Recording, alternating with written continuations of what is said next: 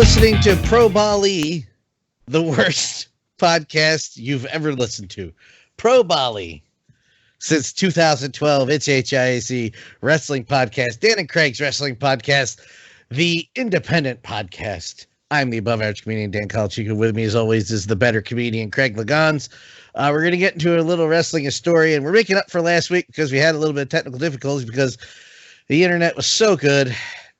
Yes, as Craig is pointing out, it was all his fault this time. Usually it's my fault. This time it was his fault. So we'll get into the hello. It was not Amber's fault.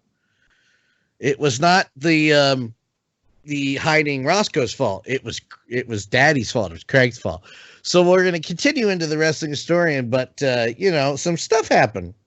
Some stuff happened this last day in wrestling. And it's funny because I do the hockey podcast, and Don Cherry had a very similar thing, and I've talked to a few people about this privately, but I specifically avoided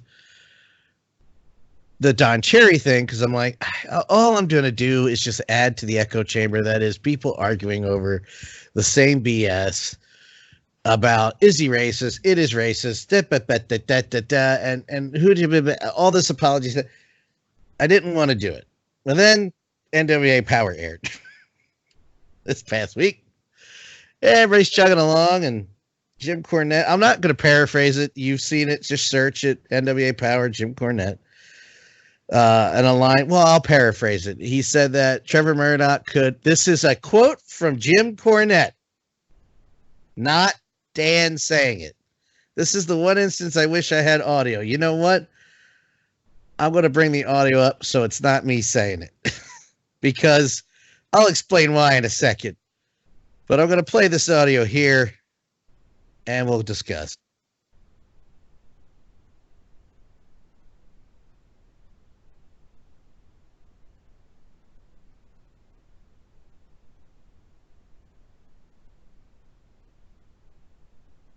Well, for those who didn't hear, I'm not playing it again, but the line went out. Some people chuckled. Some people took immediate offense to it. And also, I also want to preface that I'm not here to... I have this weird thing, and it pisses a lot of people off, where I'm like, I can understand why you're offended by it. Does it matter if I'm offended by it? Are you offended by it? Yeah. What's the reasoning? Well, you have that. You're offended by it. I understand where you're coming from. Like, okay, valid. It's weird because I tweeted about it earlier. If your excuse for something you've said or the way you've acted or behaved is 20 years ago it was okay, perhaps that's not a wonderful defense for what you were saying, because whether it's sexist, racist, homophobic, or otherwise, 20 years ago it wasn't okay, but the system allowed it to be okay. You were allowed to be an a-hole. Whoops, almost. You were allowed to be an a-hole, and nobody was going to stop you for the majority. But now that the world has evolved, and there's social media, and everybody's on 24/7, everybody has instant access to everyone. When you say something objectively stupid, objectively racist, objectively homophobic, sexist, where have you, they be consequences. Now, I'm not, what's the word? I'm not invincible from these things either. I say stupid things to this day. It's all about learning from your mistakes. Oh, you shouldn't have said it because of this. Perhaps you're right, and I apologize. I've said stupid, racist, sexist crap when I was a young kid growing up. I grew up in South Jersey where white kids threw the N-word around all the time. I'm not friggin' proud of it at all.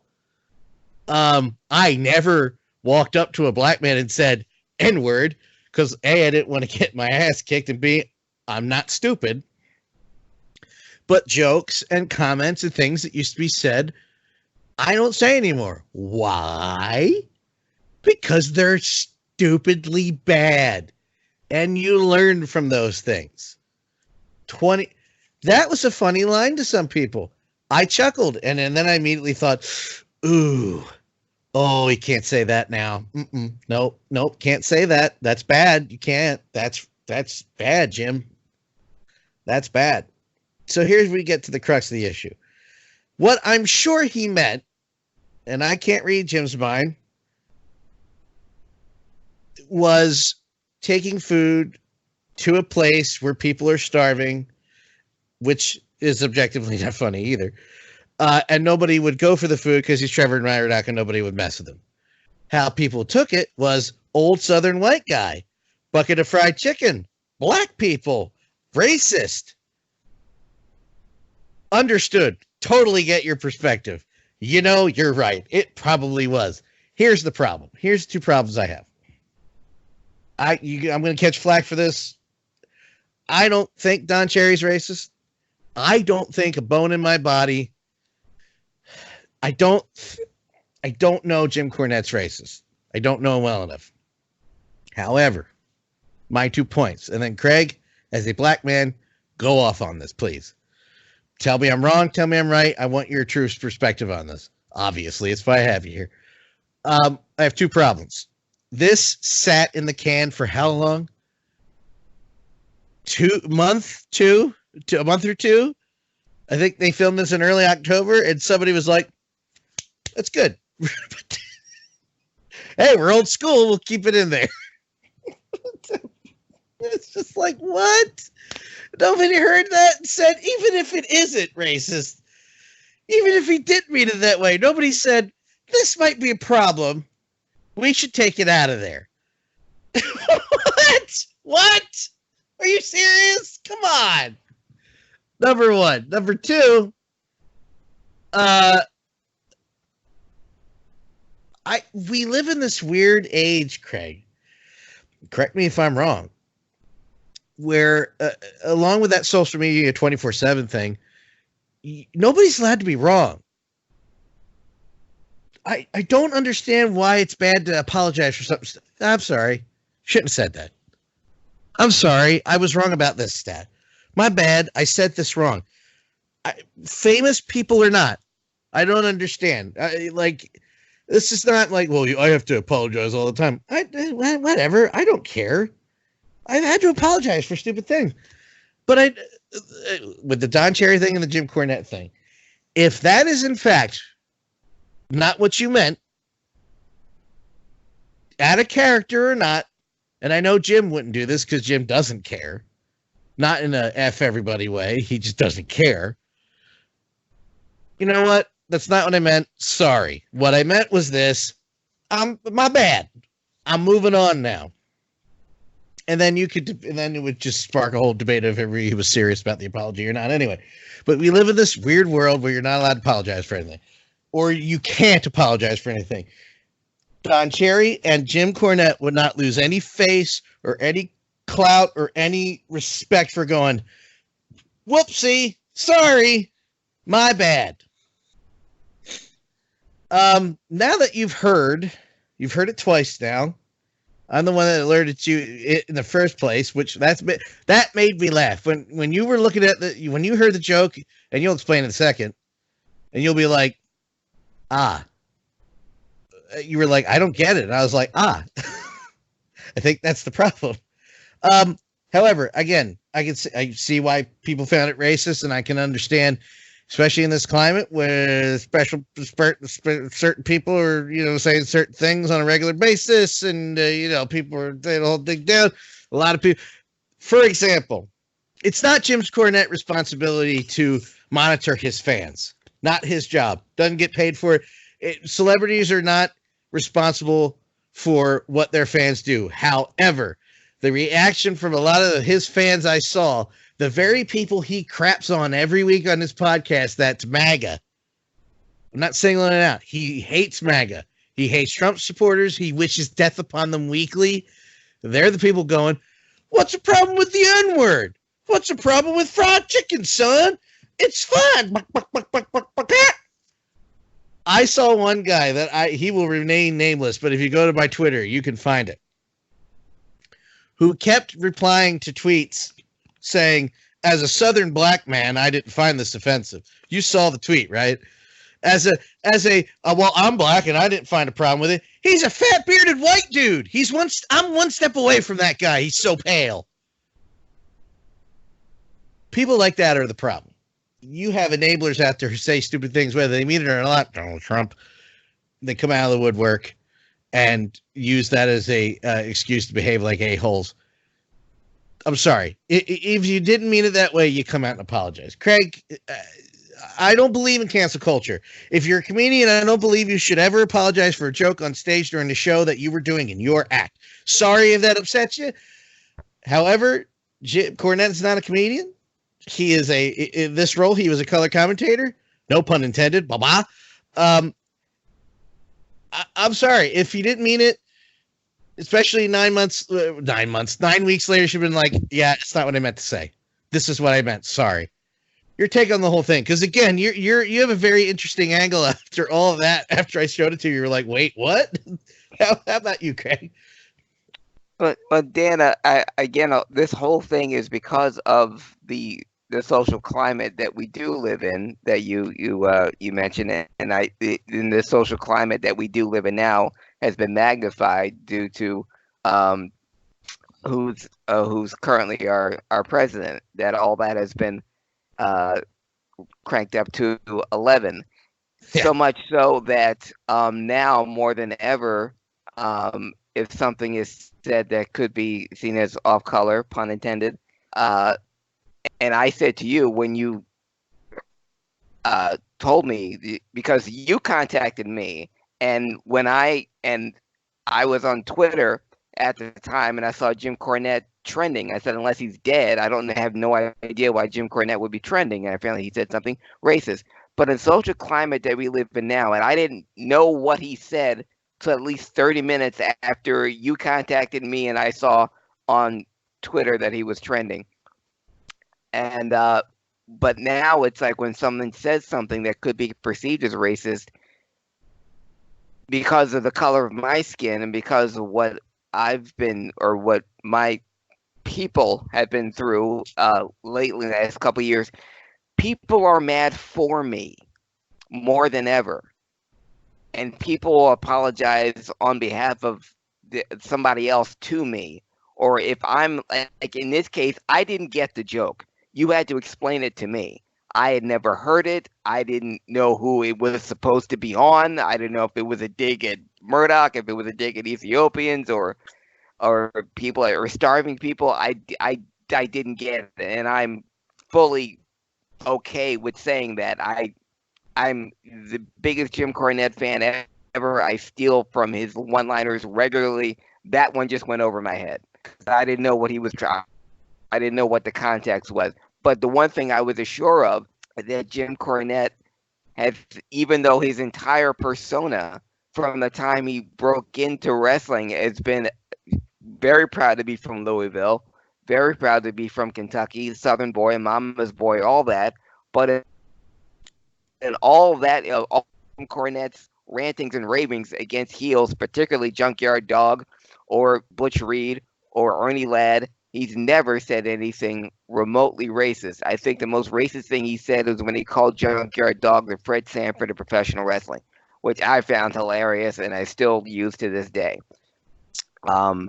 So when he said this, I said, okay, well, I know this NWA is a throwback, and if anyone remembers some of the old commentary in the NWA and even the WWF, things were said that were towards black people that you can't say now.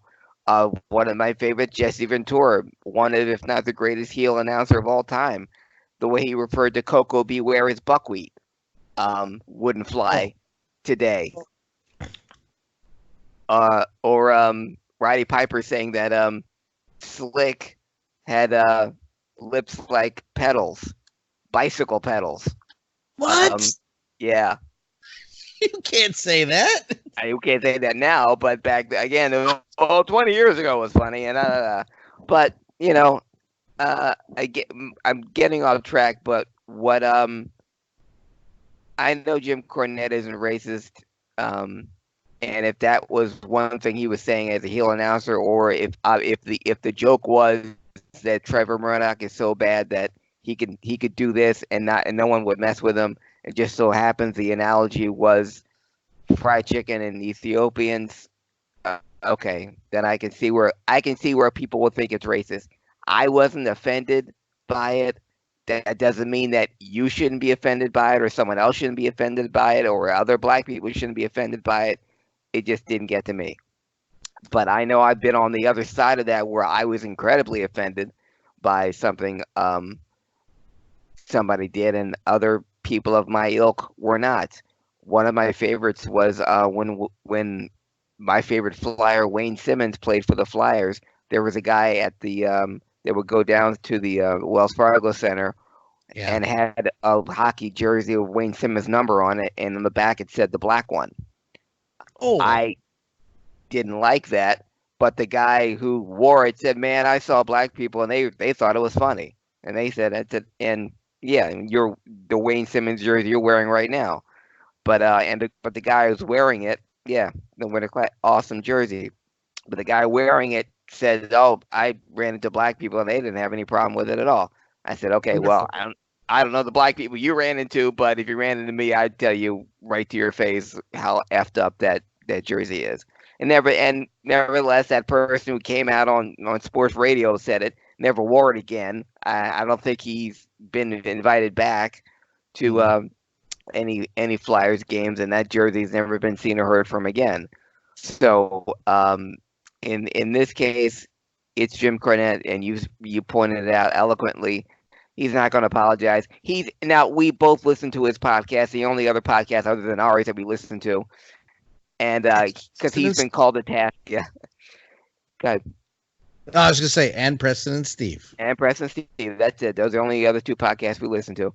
But because Jim Cornette made a joke about Justin Roberts on AEW and saying how happy he is, and he made a joke about, maybe lock up your kids around him. And then the next thing he got hate mail saying that Jim Cornette called Justin Roberts a pedophile, and Jim Cornette did all this.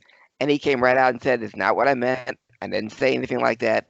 So I don't know if he's addressed this at all on either his podcast or on his Twitter page, but Friday. okay.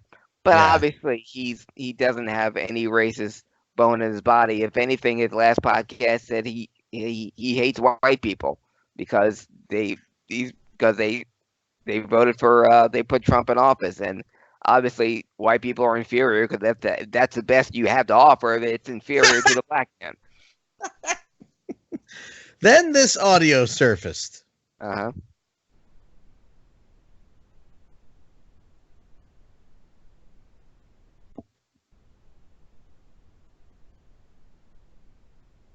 That's Jim Cornette telling a story referring to a black man as an N-word.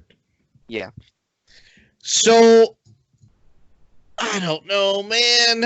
I'm really tired of our heroes being junky people. Like, yeah. And this is on the same day that the Charles Barkley quote came out. what was Charles Barkley's quote? Charles Barkley said, if it was okay to hit a woman, I'd hit you, or I guess to a female reporter. And of course that didn't go over well. Oh my God. Charles! Yes. God damn it. Come Yeah. on, dude. What? Yeah, and well, Charles Barkley was trending too. And again, I thought, okay, well, he's not dead, so he must have said something. Yeah, whenever you see Charles Barkley and Jim Cornette trending, that means that one of them, yeah, had to have said something. I don't think I'm off. And I was talking to Darren from Fourth Line Voice about Don Cherry and Jim Cornette today. We pretty much were in agreement. Mm-hmm. And I don't think I'm too far off about that 20 years later thing. That's not an excuse anymore. If you're going to say something stupid, your excuse cannot be, well, I was allowed to diddle vaginas 20 years ago without a problem. No, you weren't. You just got away with it. You're not allowed to get away with it anymore, dude. Period. Stop it. Well, I said N-word to my friends all the time. Cred for you. You can't now. You're not allowed. Stop. Grow up. You're the problem. Grow up. It's time to grow up and be an adult. You know, nobody's asking for any safe spaces. Nobody's asking for you to go away. Decency is not hard. It isn't. It's never been difficult to adapt. Like, one of the things I see on a very smaller level, because it's stupid to argue about, when somebody goes, I'd prefer if you refer to me as them or they, or he or she, not or he or him, not, you know what I mean? He, him, her, she, them, they. Well, I can't adapt. You can't adapt a word? That's hard for you? You should probably just lock yourself in the house if a word is a problem. I don't know. And again, the apology thing is what. Now, apparently, John Cherry planned on apologizing the following week, but Rogers Cable Sportsnet didn't give the opportunity. You're like, no, you're gone now. And, you know, what I had to say about Rogers Cable and Sportsnet is they didn't do fire Don Cherry for any noble cause. They basically Comcast Cable. They have Comcast Cares, all this stuff for their agenda. When they need to do good, they do good. It's a billion-dollar. It's a multi-billion-dollar corporation. They don't care. Rogers doesn't care either. They wanted to get rid of Don Cherry, and they used it as an excuse, right or wrong. I'm not debating whether he's right or wrong. It's not the podcast for this. They used that as an excuse to get rid of him. Jim Cornette, I'm sure we all know how he is. Kelly was talking about this, about how we all know he's a bit difficult when he wants something, and for better or for worse. Sometimes for wrestling it was better, not so much recently.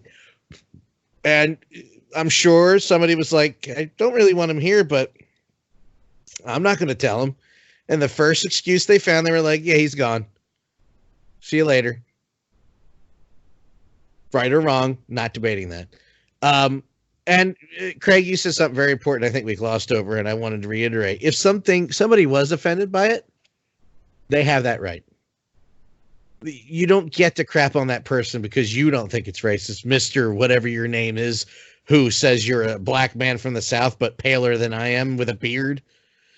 You don't get to dictate. Sorry. That was the funniest thing I have ever seen in my life. I could not stop laughing at that. Well, as a proud Southern black man, I'm not offended by it.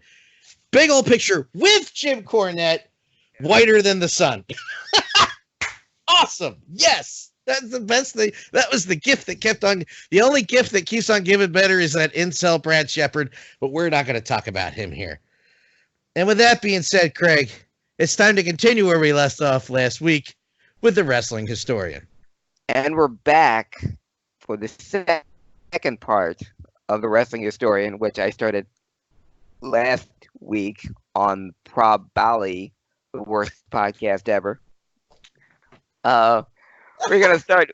I was going to end last week's historian on a bad note, so we're going to start on a bad note. Unfortunately, November, we're going to go back to the way back machine, folks. Back when titles were called belts, back when territories ruled professional wrestling, and back when sports entertainment was, in fact, professional wrestling. Going to go back to November 13th. 1993. You're going to notice a trend in this particular edition of Wrestling Historian Dan, because November 13th, 1993 was ECW's first November to remember. And ECW's November to remember were just that, very memorable cards, very memorable moments. Well, the first one happened in November 13th, 1993. One of the matches on the card, the Sandman went up against Jim Neidhart. Now, this was the first time that we got to see pro wrestling stars from major wrestling stars from the big two show up in this tiny arena in the ECW. So Jim Neidhart appearing in the ECW arena was huge. Went up against the Sandman. Afterwards, Jason Knight tried to recruit him to no avail. And the main event that night was another example of Paul Heyman using his connections from WCW and getting big name stars to appear on this tiny independent show. The main event that night at the first November to Remember was Sabu teaming up with Road Warrior Hawk to go against Terry Funk and his mystery partner, who turned out to be King Kong Bundy. Wow. Yes, it was the first time Road Warrior Hawk had appeared in the ECW arena. Obviously, the first time King Kong Bundy, who was in Jersey, and Paul gave him a call, and he showed up. And Bundy, who had been out of the ring for at least 2 years, was the main event. Teamed up with Terry Funk to go against Sabu and Road Warrior Hawk, and that was the first. Not only was that the first November to Remember, but it was the first time this little indie pro got some big name stars to appear on this card. And if you the first November to Remember, if you would, it's the same arena, but you would barely recognize it because the lighting was so bad. It was so dark in there. It honestly looked like they were doing it in a warehouse with the one spotlight, one tiny GE bulb over top of it. But yeah, that was the first November to Remember. First of many memorable times, but that was Paul Heyman opening up the checkbook and calling in some favors and getting some big name stars to the ECW arena. That same day, November 13th, 1995, Kensuke Sasaki defeated Sting for the United States Championship. The interesting thing, this is the interesting thing about this, because this match took place in Tokyo, Japan, and this will be the first time ever the United States Championship in WCW, NWA, or WWE had ever changed hands outside the United States. But Kensuke Sasaki defeated Sting for the United States title in Tokyo, Japan, on November 13th, 1995. And November 13th, 2005, will go down as one of the saddest days in my life, because that was the day I said goodbye to my then favorite wrestler in the world. And we all said goodbye to Eddie Guerrero on November 13th, 2005. To show you what a huge moment that was, my girlfriend at the time, still my closest friend, who I had gotten into wrestling when we moved in together, and we had the one television, and this was at the beginning of the ECW, and when we had one TV to watch, and so she was forced to watch wrestling, but I would explain to her what was going on, and she got heavily into the luchadors, Rey Mysterio and Psychosis, but she was enamored, enthralled with the Eddie Guerrero Dean Malenko series of matches. And because of that, she became a wrestling fan. So when she followed Eddie when we watched WCW, and there was Eddie, and then in WWF, there was Eddie, she was at the gym and walking on a treadmill watching CNN with the heart monitor on. And when she saw the little tracker on the bottom and said Eddie Guerrero had passed away, her heart rate jumped from 111 to 125 because she couldn't believe it. She was the one that told me that Eddie was gone, because her heart jumped up 20 to 30 beats because she couldn't believe it. And we all can't believe it, and we still can't. But November 13th, 2005, Kevin got some Latino heat. You can't mention Eddie. There will never be a time. I've said it every time we mention it, and I'll say it again. There'll never be a time where I will not overemphasize putting over Eddie Guerrero. And if you just recognize Eddie as one of the greats, and that's fine, but you were not around, if you're new to wrestling, or you missed a few years and you missed the peak Eddie Guerrero, I'm not going to beg you, because it's your loss. But with the advent of the WWE Network and YouTube still being out there, you will do yourself an enormous, huge, grandiose favor of watching his stuff. matches alone, but especially that WWE run and his last appearance with Mr. Kennedy. Kennedy. Yes, his last matches with Kennedy, the Dean Malenko series of matches, just the three that I mentioned earlier, right there. The When Worlds Collide pay-per-view, uh, the Los Gringos Locos versus El Hijo del Santo and the Octagon. That was what would turn out to be Art Barr's last match, but that tag team match alone, 3 out of 5 falls, and each fall an elimination. The guy was just on fire. Any of his stuff when he wrestled under a mask as Black Tiger in Japan. The Eddie Guerrero library, or the amount of matches you can talk to. We just Halloween Havoc versus Rey Mysterio. Yeah. Classic. The amount of matches that we can just point to, even the ones that are just coming to our head. Oh, if you don't know Eddie Guerrero, watch this match. Or you want to know what Eddie Guerrero, watch this, or watch this this segment, or watch this promo.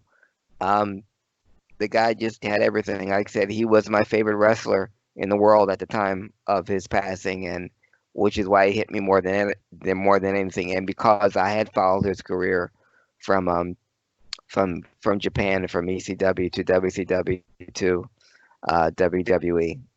But yeah, still a sad day, and always put Eddie as one of the great superstars in all of WWE history, even before he passed. Moving on, November 15th, 1983, big day. Tony Atlas and Rocky Johnson defeated the Samoans for the WWF Tag Team Championship.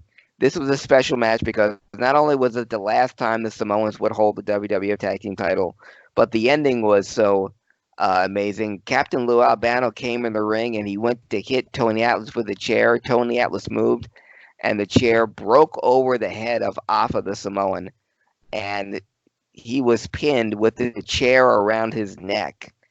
And the photo of Lou Albano with the chair over his head, about to bring it down and off his head, was on the cover of the WWF Coliseum home video, WWF's Wildest Matches, and that was the cover, and that ending was still one of the wildest I'd ever seen. But the Tony Atlas and Rocky Johnson, the first all Black, African American, non-white tag team ever to be World Tag Team Champions, was Tony Atlas and Rocky Johnson. On that same day, historic November 15th, 1989, Clash of Champions 9. It's another trend you're going to notice in this segment of the Wrestling Historian, Dan. Clash of Champions 9, Troy, New York, at the RPI Fieldhouse. One of the great matches on that great card at Clash of Champions. Two babyface teams, if you can call it that. The Midnight Express versus the Dynamic Dudes. Jim Cornette being in the neutral corner because he was managing the Midnight Express, Stan Lane and Bobby Eaton, but he was also advising the Dynamic Dudes, Shane Douglas and Johnny Ace. Well, when the match broke down, Bobby Eaton came out with a chain, and he had dropped it. Jim Cornette came in, picked up the chain, and admonished Bobby Eaton, "Why are you with the chain?"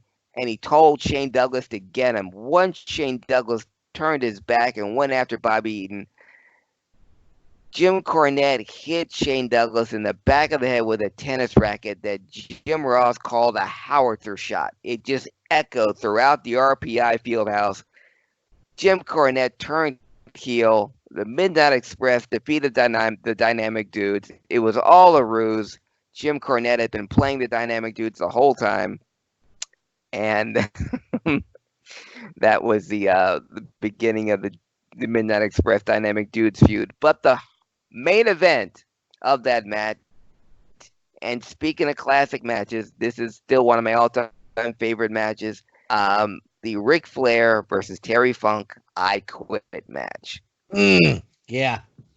This match is included in the Ric Flair, well, in any Ric Flair collection of greatest matches. This is always included in there. I think I counted how many chops there were in this match. I think it was 31 or 32 chops. But Uh, Ric Flair versus Terry Funk, the I Quit match, just went back and forth, and Flair finally with the figure four leg lock, and Terry Funk, no, never, and finally with Tommy Young holding the microphone in his face, yes, I quit, and Jim Cornette, he said it, and it did a 4.9 rating for TBS that night, still enviable in this date and time. But 1989, 30 years ago. Can't believe I just said that. wow. Yeah. Wow. What happened? Yeah. Where'd the time go? Ric Flair versus Terry Funk, I Quit match, November 15th, 1989. On that same date, November 15th, 1998, WWF Survivor Series, St. Louis. It was a 14-man tournament to crown a new champion. And at the end of the tournament, The Rock defeated Mankind with a sharpshooter. Now, Mankind didn't give up, mind you, but Vince McMahon rang the bell and awarded the title to The Rock in the what would be the first anniversary of the first of many times that the Montreal Screwjob would be reenacted or be alluded to. But yeah, 1 year later, in St. Louis, Montreal Screwjob still prevalent. November 16th, 1987, a very, I wouldn't say strange card, but it's just a strange happening. November 16th, 1987, Dan, at the Meadowlands Arena, during a WWF house show, there was a Legends Battle Royal. Now, the Battle Royal was won by Lou Thesz, who was 72 years old. What made this so interesting, though, this Battle Royal was made up of legends, legitimate professional wrestling legends, but almost all of them had never wrestled in the WWF. And this is at a time in 1987 where the WWF didn't recognize any other federations but their own. Yeah. So not only Lou Thesz winning it was out of the ordinary, but the participants in this Battle Royal were Nick Bockwinkel, AWA, perennial AWA champion, who never wrestled in the WWF a day in his life. Sailor Art Thomas, Gino Brito, Bobo Brazil, Chief J. Strongbow, Arnold Skolin, Edward Carpentier, Al Costello from the Kangaroos, Pat O'Connor, The Crusher, Pedro Morales, Killer Kowalski, Tony Gurria, and Gene Kiniski were all in this Battle Royal. Won by... Yeah, it's a who's who of some of the greatest wrestlers of all time. Greatest NWA wrestlers, great AWA wrestlers. But again, many who have never set foot in the WWF ring, but they were in this Battle Royal. Lanny Poffo, though, would comment in his book. He would write this, Randy Savage asked that his father, Angelo Poffo, be involved in this Battle Royal, and he was told no, either by Vince or someone in the WWF. And Lanny Poffo cites this as the reason why Randy Savage, it led to Randy Savage leaving the WWF for good in 1995, and why he never came back. Now, this is what Lanny Poffo's version is. I don't know why, if his father was turned down to be in the Battle Royal in 1987, that would cause Savage to leave it 8 years later in 95, but yeah. He said, I'm guessing it may have been a sticking point for Lanny. I don't know how much of a sticking point it was for Randy, but because obviously they didn't always get along. But Lanny obviously was very bothered by the fact that according to him, Randy Savage asked for his father, Angelo Poffo, to be included in the Battle Royal, and he was told no. November 16th, 1996. ECW's second November to Remember. This was the debut of the BWO. Happened on that particular day. Another match on that card. Bubba Ray Dudley defeated Devon Dudley. Yeah, went up against each other. And Too Cold Scorpio went through a gauntlet of folks because he said, I know this is my last match, and so I know y'all expect me to do a job for the next MFer that comes out here. Well, it ain't happening. And I think he beat Hack Myers. I think he beat JT Smith. And then finally, Louis Spicoli came out and beat him with a Death Valley driver. And that would be Too Cold Scorpio's last ever match in ECW. Go ahead, never mind. And the start of Louis Spicoli's push, which eventually got him called up to the WWF. Unfortunately, as Rad Radford, but still on the main roster nonetheless. And Louis Spicoli was another one who would come over from the AAA. He was, along with Eddie Guerrero, Eddie and the supposed to be Art Barr all came over to AAA, but only Louis Spicoli and Eddie Guerrero came over, but they were some of the biggest stars in AAA, and Louis Spicoli got a huge push in ECW thanks to his time at AAA, and people then were using ECW to sign on with the Big Two, and that's what happened. And also Taz versus Sabu was the main event at that ECW November to Remember. On November 17th, 1996, Survivor Series in Madison Square Garden. Interesting that one of the Survivor Series teams, in the traditional Survivor Series, Mark Marrow, teamed up with Jake the Snake Roberts, who teamed up with the Stalker, Barry Windham, and Rocky Maivia, who defeat the team of Triple H, Goldust, Crush, and Jerry Lawler. And that would be the pay-per-view debut of Rocky Maivia. Don't know what happened to him, but Rocky Maivia made his pay-per-view debut in the Survivor Series 1996. That same on the main event of that Survivor Series, Sid Vicious defeated Shawn Michaels to win his first WWE title. Interesting to note that even though Sid was the heel, he got tremendous amount of cheers, and Shawn Michaels was booed out of the building when Sid won his first WWE championship. But that was Survivor Series, November 17th, 1996. November 18th, 1992, Clash of Champions 21. The NWA Tag Team Championship changed hands when Ricky Steamboat and Shane Douglas defeated Barry Windham and Dustin Rhodes. They're two babyface teams.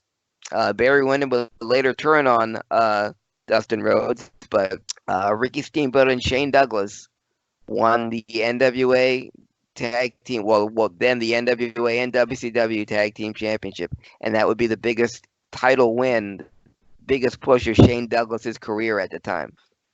Also on that Clash of Champions, next to Chris Jericho, this was the greatest debut I've ever seen of a professional wrestler. Leading up to this, it was a tag team handicap tag team match. Tony Atlas, the Barbarian, and Cactus Jack were going up against the WCW heavyweight champion Ron Simmons and a mystery partner.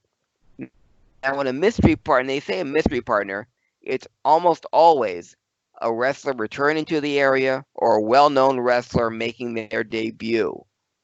So there was speculation that Ron Simmons' tag team partner would be Butch Reed, that it could be Hacksaw Duggan, it could be someone returning to WCW. But Ron Simmons' mystery partner was someone that I had never seen before, and even the commentators, Jim Ross and Jesse Ventura had never seen or heard before. The great line from Jesse Ventura, "Who is this guy?" Well, this guy did stuff that I had never seen before in a wrestling ring, jumping over the top rope and diving onto 3 people. And he ended the match with a 450 splash, which had never been done on TV, or at least not in a wrestling ring that I ever saw. And at the end of the match, Ron Simmons introduced this man as Too Cold Scorpio. Again, the greatest debut I'd ever seen of any wrestler that I'd never heard of, but took place Clash of Champions 21, November 18th, 1992. He still moves the same way he always did. Yeah. It does not slow down. He wrestled Nova Pro for us. I was blown away. Not that I was like, well, he's going to be washed up, but I was like, freaking Too Cold Scorpio moving like it's insane to me. You know, you see all these other wrestlers bent over, hobbled over with bad knees, and I'm like, hey, that's Too Cold Scorpio. Okay, well, here we go. Absolutely amazing. But he made his debut, his WCW debut, November 18th, 1992. And the day before, he had made his last appearance in ECW before going on to the WWF as Flash Funk, R.I.P. Staying on that date, November 18th, 1995, ECW's November to Remember. It started off that particular November to Remember. This would have been the second one rather, a third one rather. Apologies, but Paul Lee apologizing to the fans for the fire incident that happened at the last show. And as he was apologizing, the lights went out, and lights came back on. There was Sabu, who at this point in '95 had been fired and hadn't been in the company for 6 months. And when he debuted, the place went nuts. Paul Lee put out his hand, and after about 5 minutes, Sabu eventually. So that was a big deal. That same card, I mentioned him earlier, but this was the match that really put him on the map. The Mexican Death Match between Rey Mysterio and Psychosis.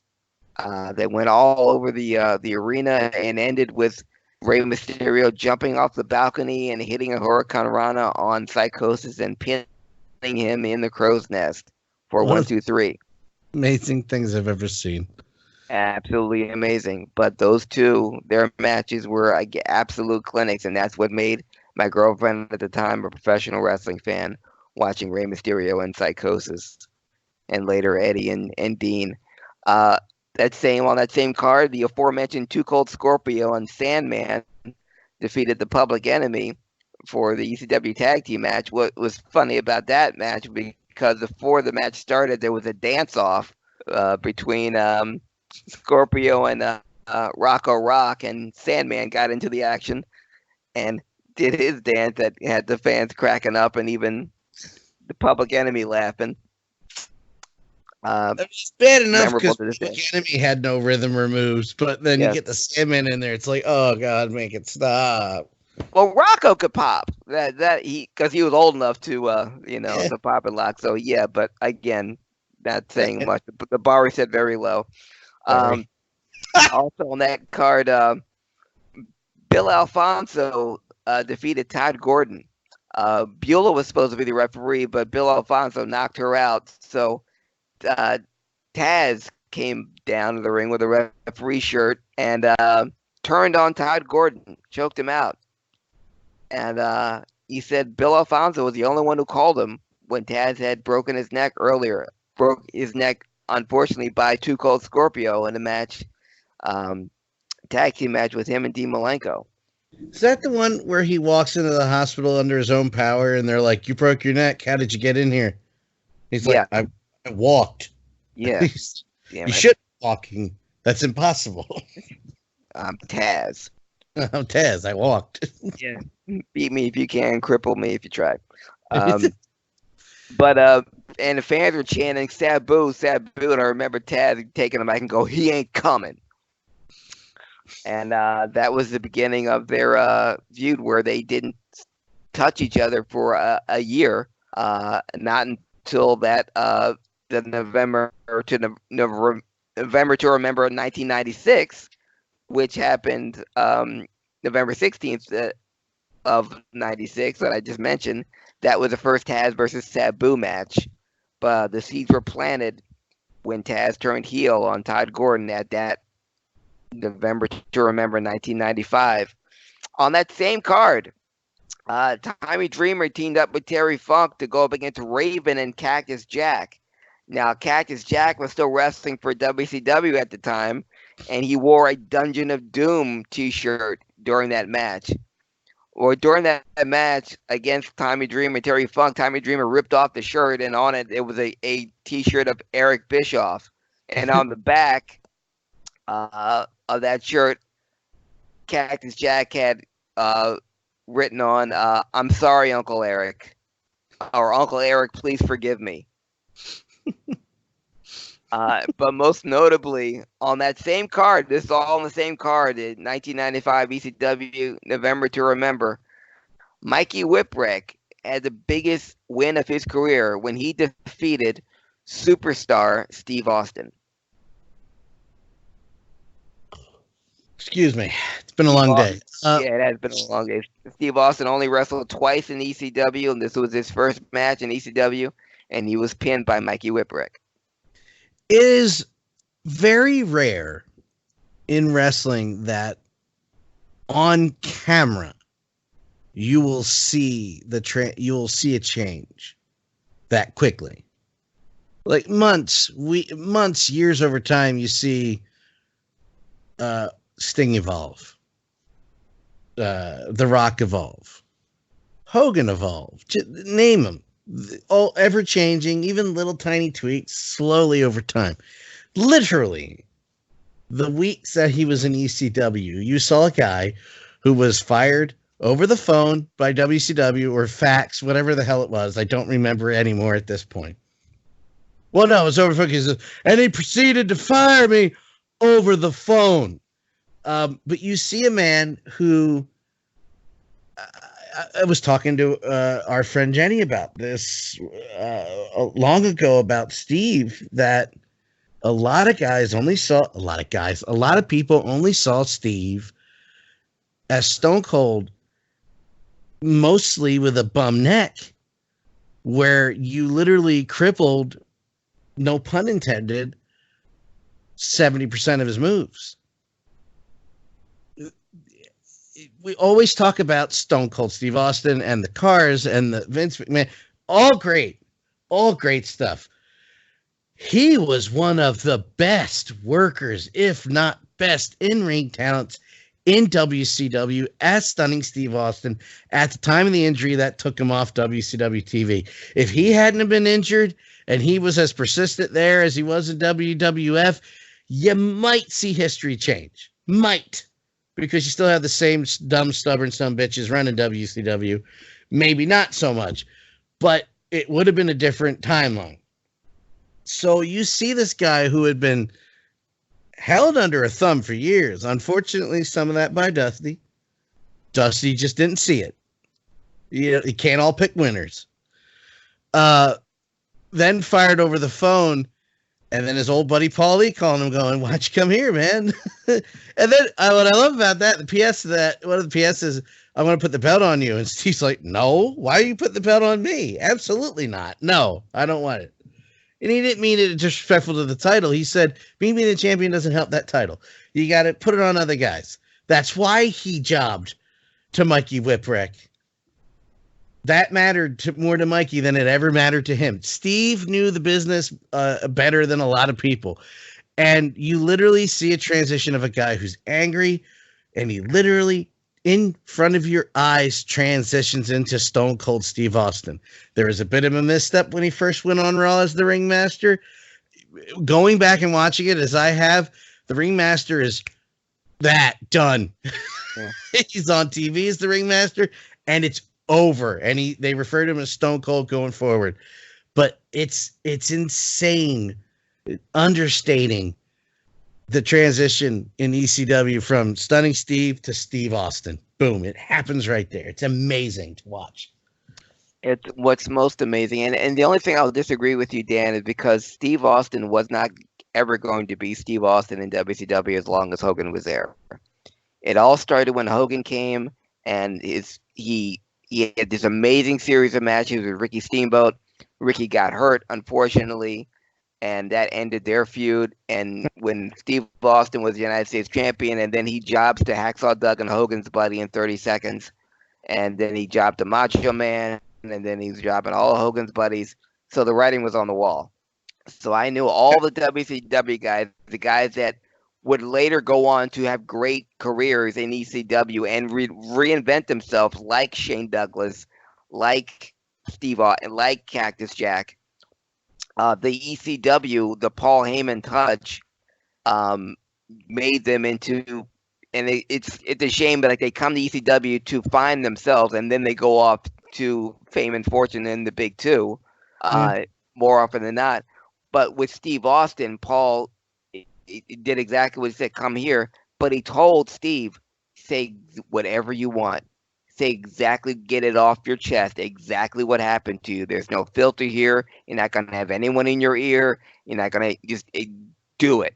And that's Steve Austin, which we didn't see until he shaved his head and when there was something called an Attitude Era. So the Steve Austin we saw in ECW, we didn't see in the WWF for another 3 years. Till that, but it started. So I tell people that they only know Steve Austin from the bum neck and the stomping the mud hole in people and walking down. This is the Steve Austin you need to see. If the WWE Network is good for anything, it's watching Steve Austin in the ECW, because that's where the seeds were planted. That's where he got to be himself. And don't sell him short. Even go back and watch the stuff with Ricky. Yeah. Oh, yeah. And that's what Steve Austin said. That Ricky Steamboat was the greatest wrestler he's ever wrestled because of those matches. That's what made him, because he'll say to this day, if I knew I can keep up with Ricky Steamboat, I know I can keep up with anybody. That's it. And story.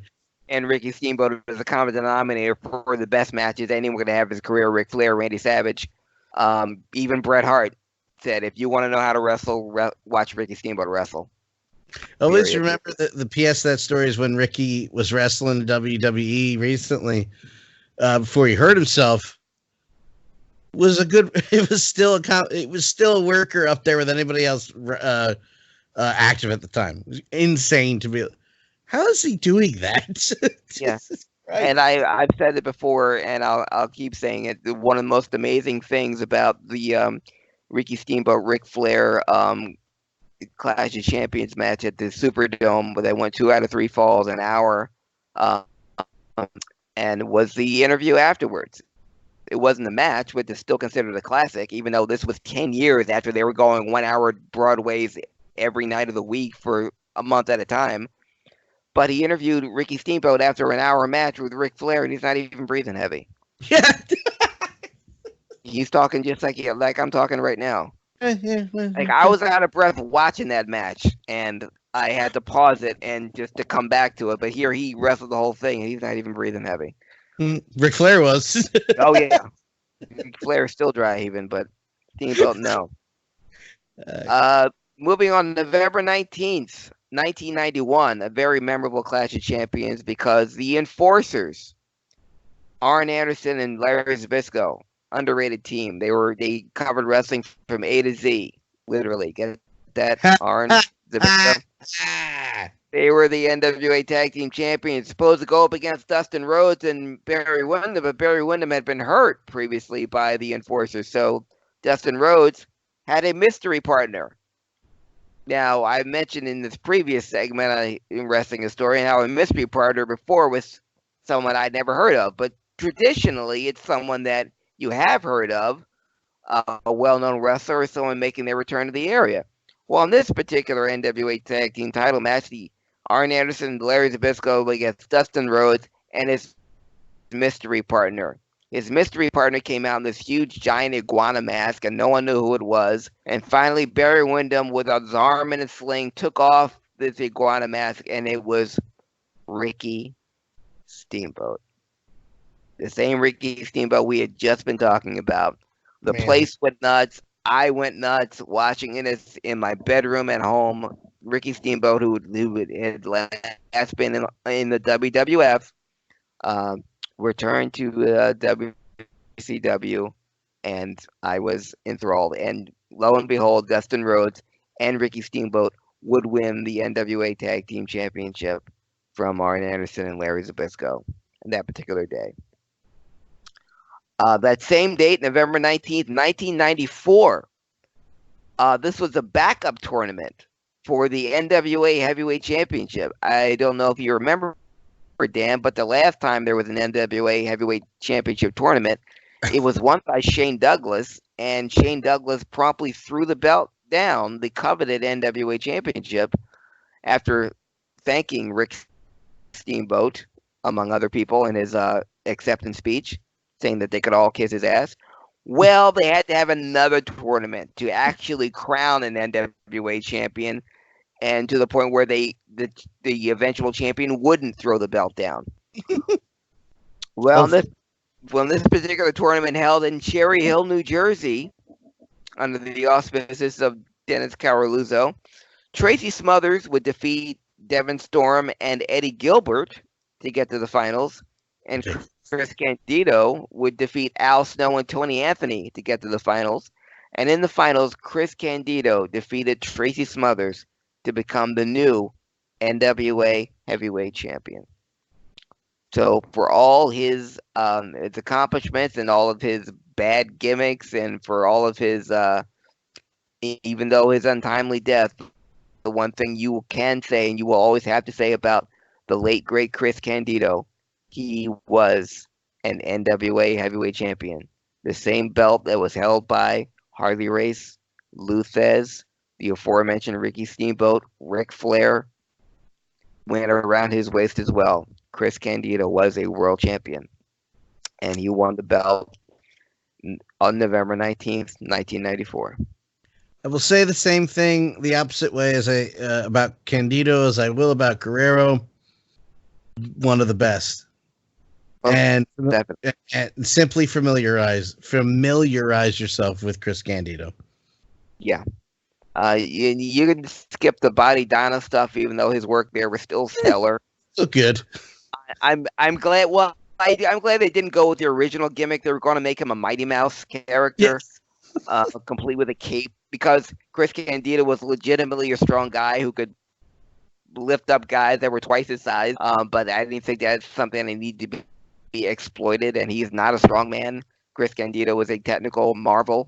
The fact that he can do that, fact that he is strong, but this is a guy that did top rope hurricane ranas. This is a guy that could do a backflip and land on his feet.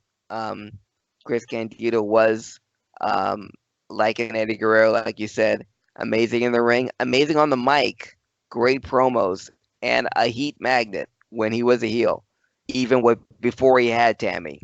The guy was just that good. And another one, sadly, gone before his time. But November 19th, 1994, Chris Candido became the NWA Heavyweight Champion. That same day, a year later, November 19th, 1995, Survivor Series in Landover, Maryland.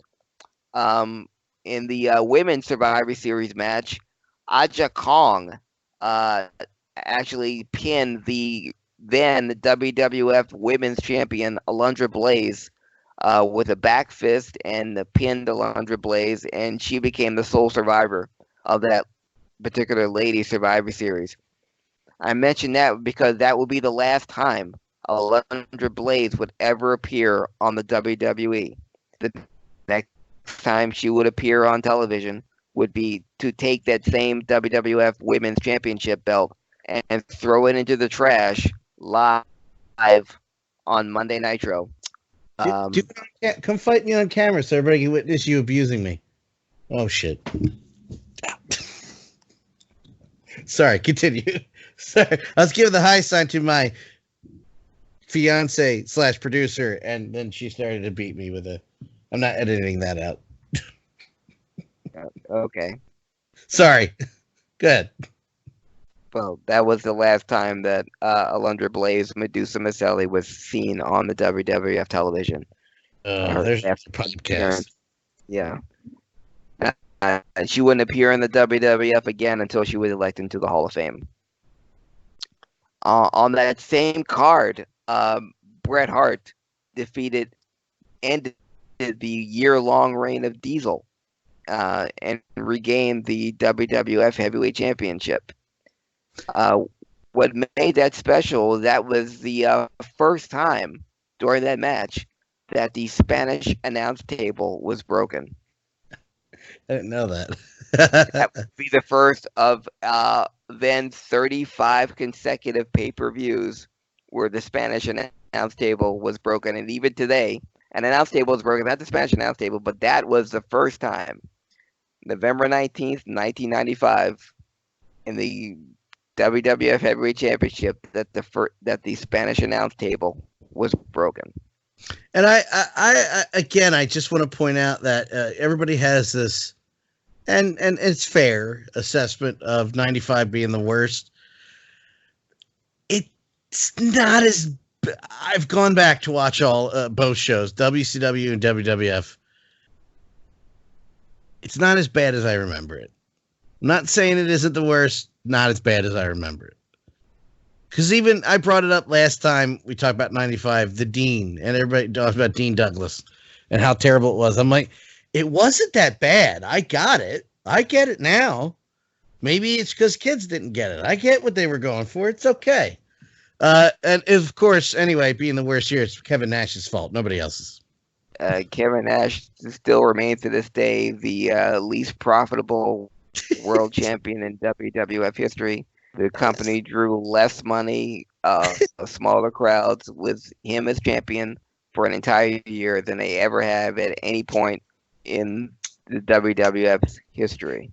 So whether you want to, you can't argue say whether you want to blame him or you want to blame the wrestling business in general as a whole being down,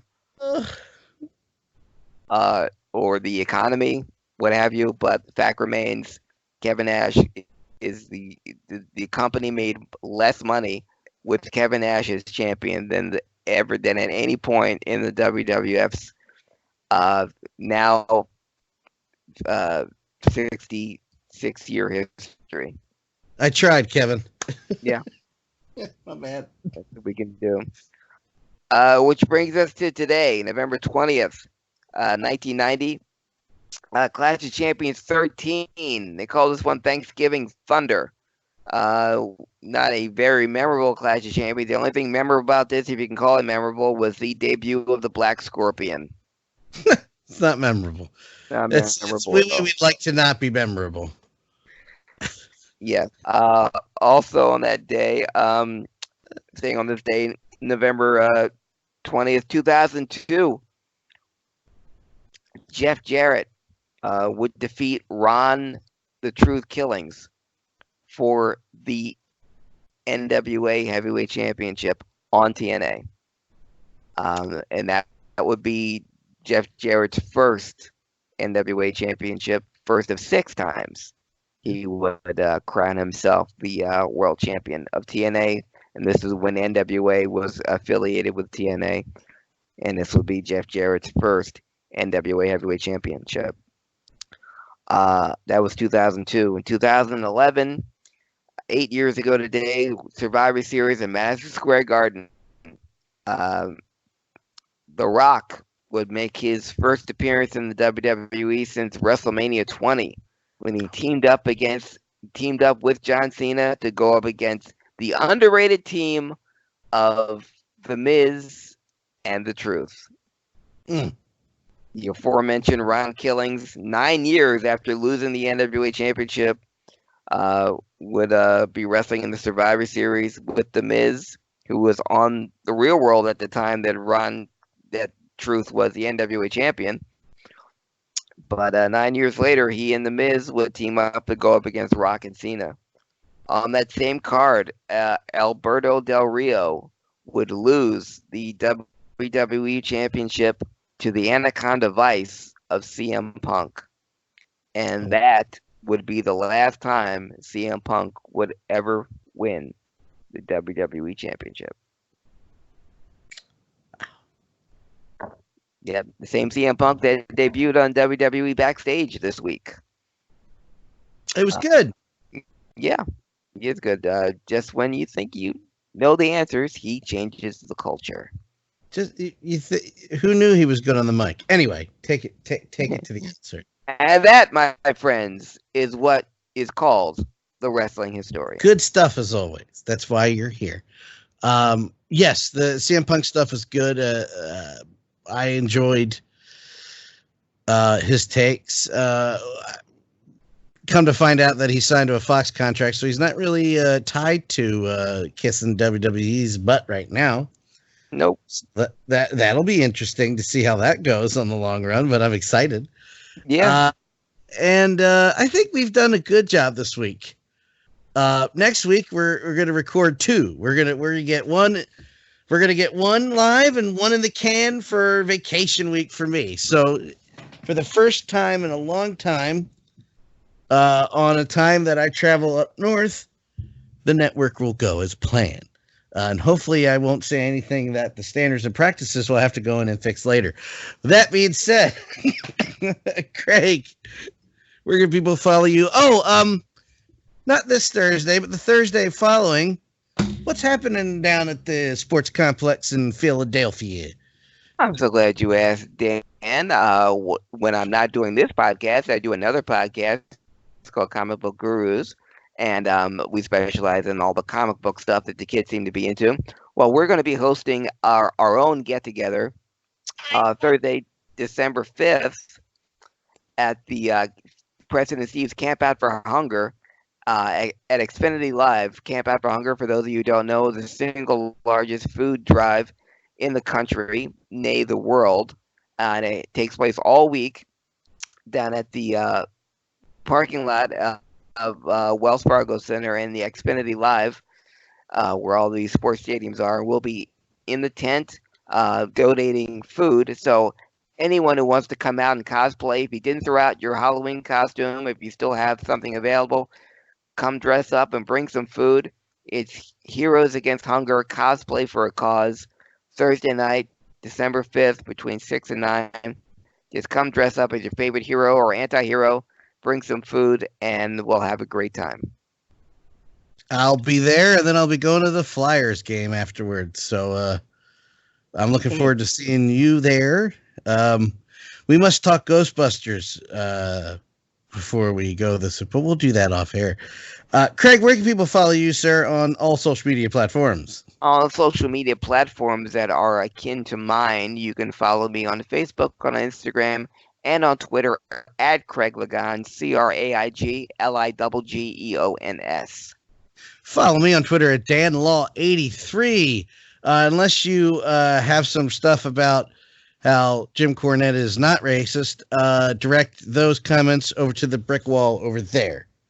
This HIAC Talk Radio Network is on all social media platforms at HIACTalkRadio.com, and we are currently housed at the VOC Nation Radio Network. If you search that on iTunes or Apple Podcasts, you'll find all our podcasts, or just go to thebradyhicks.com. For Craig Ligons, I am Dan. Goodbye.